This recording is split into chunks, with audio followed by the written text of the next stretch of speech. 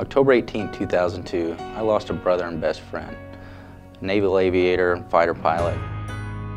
And it hurts. It hurt then and it hurts now. And left behind was a wife of 3 months, a mother, father, brother, and sisters.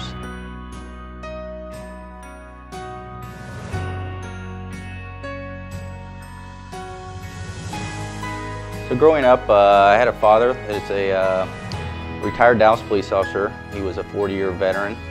I constantly looked up to my father. I grew up watching him as a leader in the community. It's always something I wanted to be a part of. I knew he was making a difference where it counted and what it meant to him. That the hours he sacrificed, the time away from my family he sacrificed, meant a lot to him, and making a difference in people's lives meant a lot. And I knew eventually that the career that I chose, I wanted to be able to make a difference in people's lives.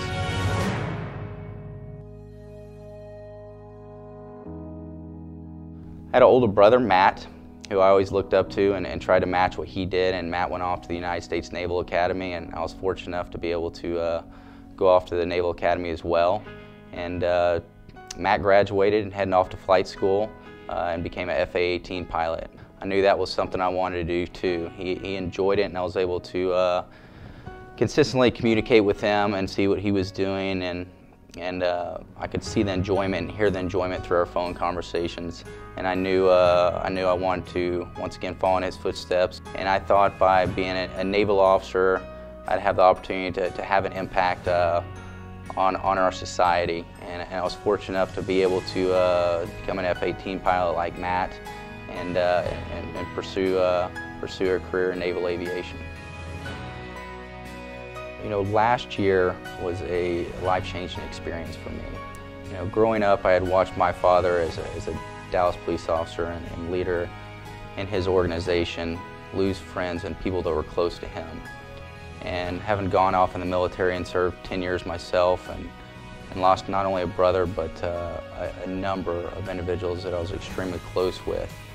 You know, I never took more than a brief moment on that Monday to think about the men and women that have paid that ultimate sacrifice and are no longer here to talk about it, that have defended our freedom so we can do the things that we need to do back home.